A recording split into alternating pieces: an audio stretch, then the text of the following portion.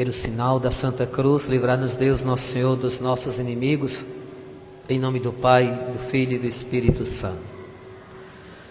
Meus queridos e amados irmãos e irmãs paroquianos do Bom Jesus e de São Miguel, a pessoa de seu Ivan e Dona Laudiceia, saúdo todos os membros da Pastoral da Família, que com zelo, humildade, serenidade e mais precisão estão conduzindo os trabalhos celebrativos, comemorativos à Semana Nacional da Família, que a Igreja, desde o último domingo até amanhã, celebramos com muito amor e com muita piedade.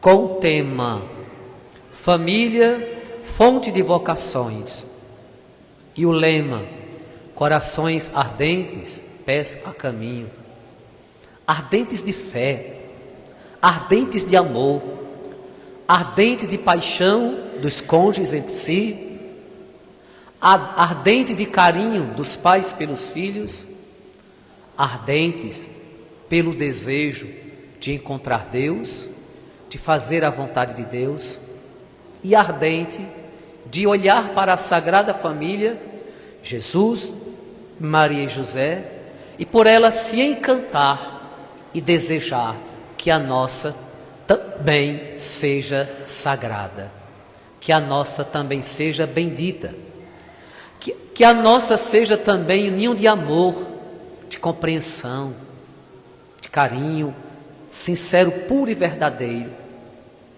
de compreensão, reciprocidade, de doação e de entrega de quem se doa ao outro porque ama.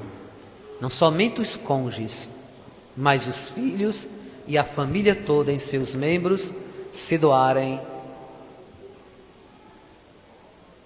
com toda a entrega perfeita que vem do coração do nosso Deus e que atinge o coração de quem se ama em família.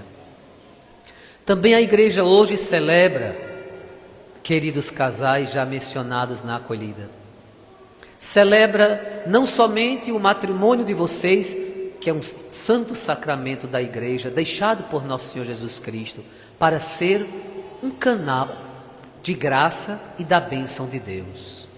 Vocês que já têm a experiência de viverem, de coabitarem, de terem os filhos, muitos com muitos anos já de experiência de convivência.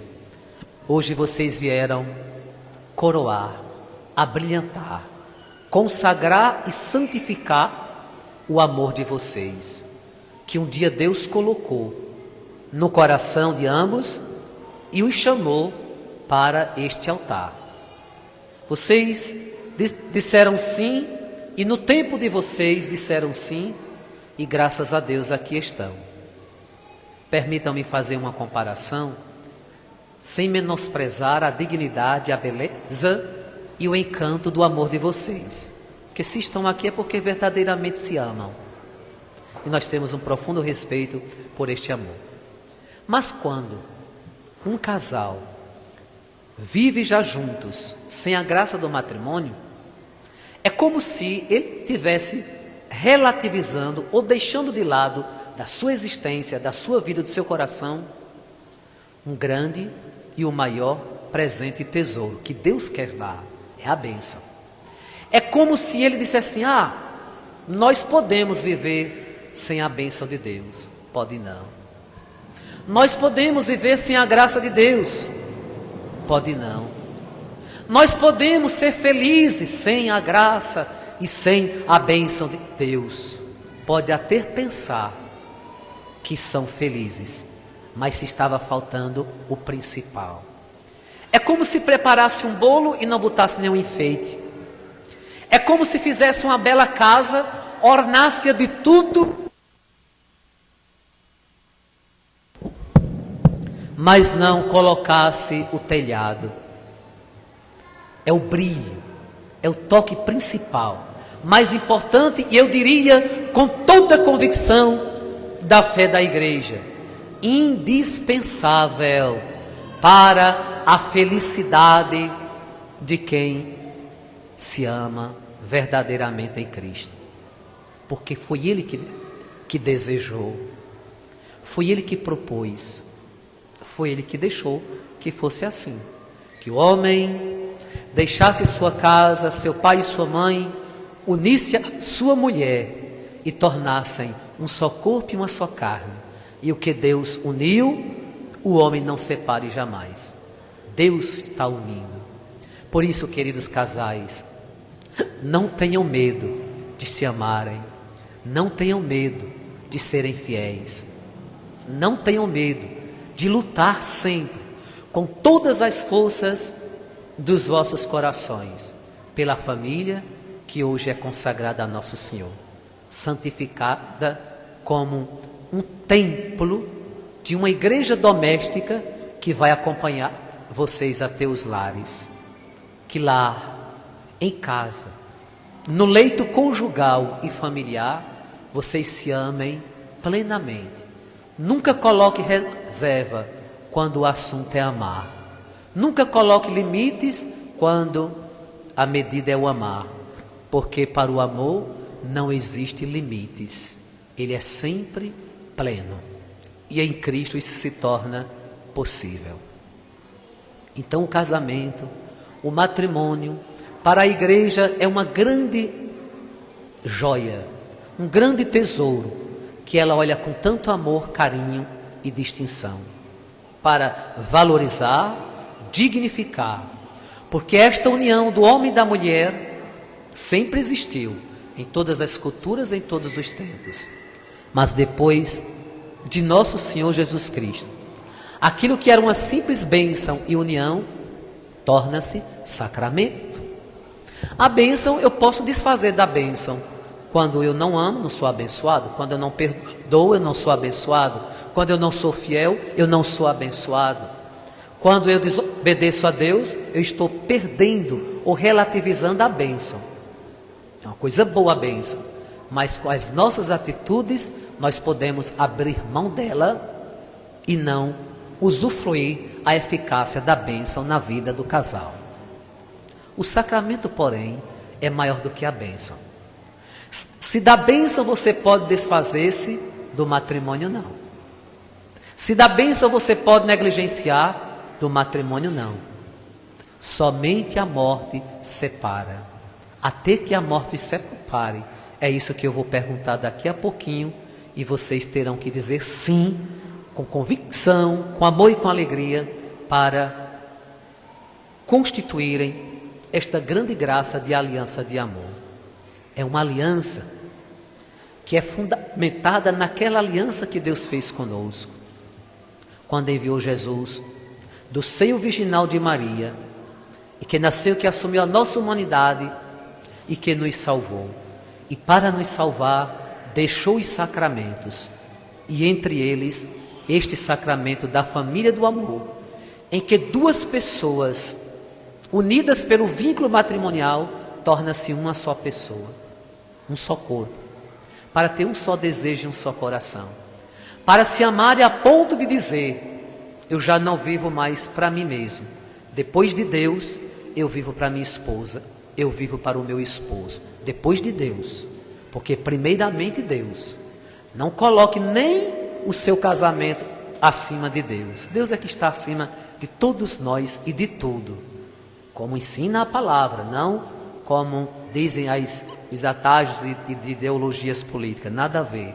Mas como manda o Evangelho, Deus está acima de tudo significa viver para Ele, ter tempo para Ele, amar, perdoar, servir, entregar-se um ao outro porque se amam, sem reserva e sem medida. Aí por isso eu lhes peço, viva o matrimônio como ensina a igreja, como pede a palavra de Deus. Porque ama, perdoa. Porque ama, espera. Porque ama, respeita. Porque ama, releva. Porque ama, não briga.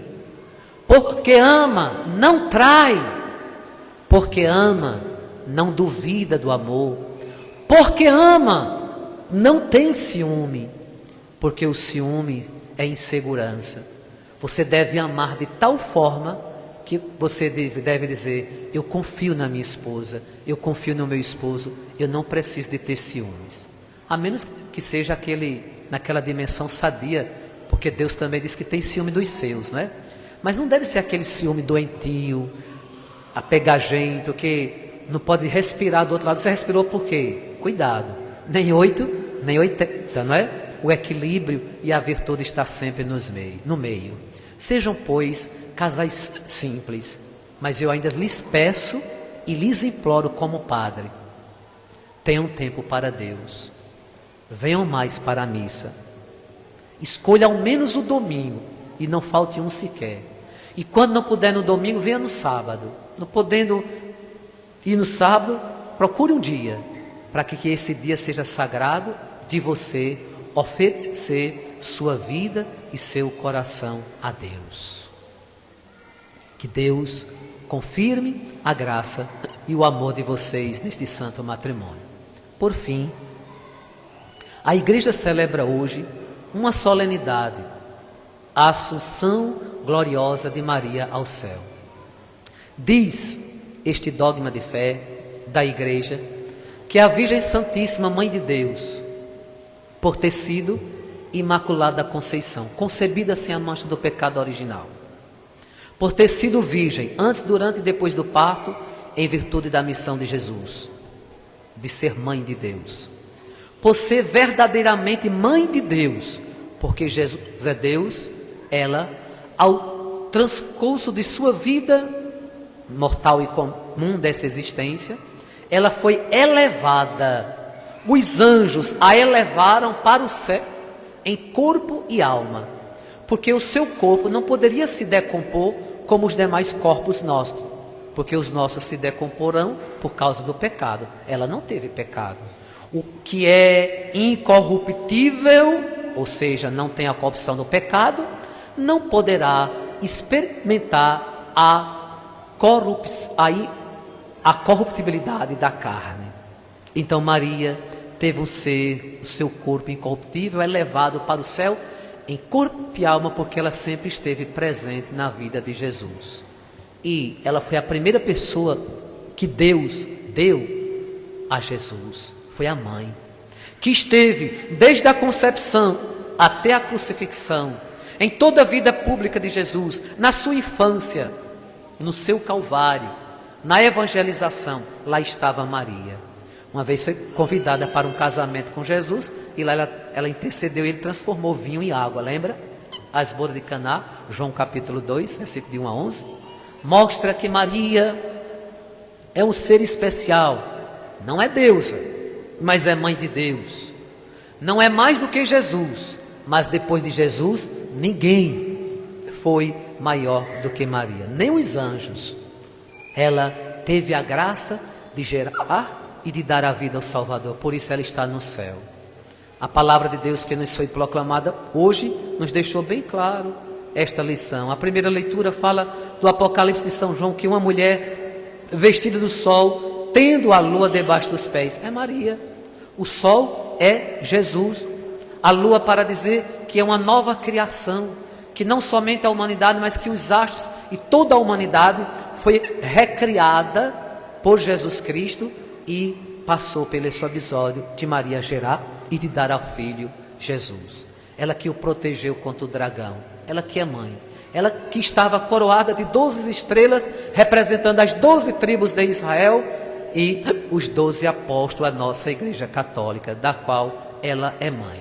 Portanto, Deus salvou a mulher e deu a ela a força de combater o dragão e de vencer o pecado e o mal. Por isso, quem se aproxima de Maria, muito aprende. Por favor, casais, rezem um terço. Eu vou lhes dar de presente hoje um terço. As noivas vão ganhar um terço bem bonito.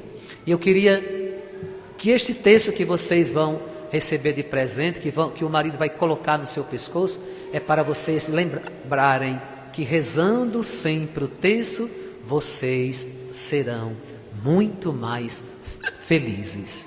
Na escola de Maria, lições de amor, de fidelidade e de santidade vocês encontrarão. A segunda leitura, mas ainda o salmo exaltou Nossa Senhora. À vossa direita se encontra a rainha com veste esplendente de ouro de Ofir. Era para exaltar uma rainha deste mundo, Esther. Mas imagine, se uma rainha deste mundo era tão elogiada como canta esse salmo, imagine a rainha do céu, a mãe de Deus, a Virgem Santíssima.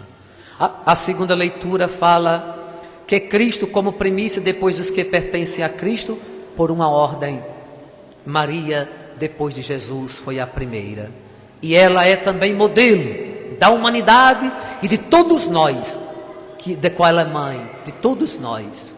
Maria é um sinal daquilo que Deus tem preparado para nós. O que aconteceu com Maria, indo para o céu, assim como Jesus na sua ascensão, é uma lembrança que a igreja tem a sua vida voltada para o alto, e o nosso destino é o céu. Somos feitos para o alto. Nós não fomos feitos como a serpente para rastejar no chão, mas para o alto, para Deus. Um dia nós lá estaremos. Se eu não dissesse palavra alguma sobre esse mistério, mas se eu convidasse vocês para cantar aquele bendito antigo, todos vocês entenderiam esse mistério perfeitamente, quando diz assim: com minha mãe estarei na sã glória, junto Maria no céu triunfarei. Canta o refrão bem bonito. No céu, com minha mãe estarei. No céu, com minha mãe estarei. Com esta Maria Santíssima apresentada no Evangelho de hoje por São Lucas, com a mulher servidora, que foi à casa de Zacarias para servir sua prima Isabel. Recebeu a grande graça de Deus e não ficou consigo. Foi ao encontro de Maria para servir. Ela, que quando chegou na casa de Isabel, cheia do Espírito Santo, Isabel disse: que honra é para mim receber na minha casa a mãe do meu Senhor. Assim o cristão tem sempre consigo, bom discípulo de Jesus, tem sempre consigo a presença de nossa mãe, Maria Santíssima, que depois cantou o seu Magnificat, um canto de libertação. O Senhor fez em mim maravilhas e santo é o seu nome. Que vocês, queridos casais, hoje possam com Maria Santíssima também dizer e cantar: o Senhor fez em nós maravilhas e santo é o seu nome. Que assim seja. Amém. Louvado seja nosso Senhor Jesus Cristo.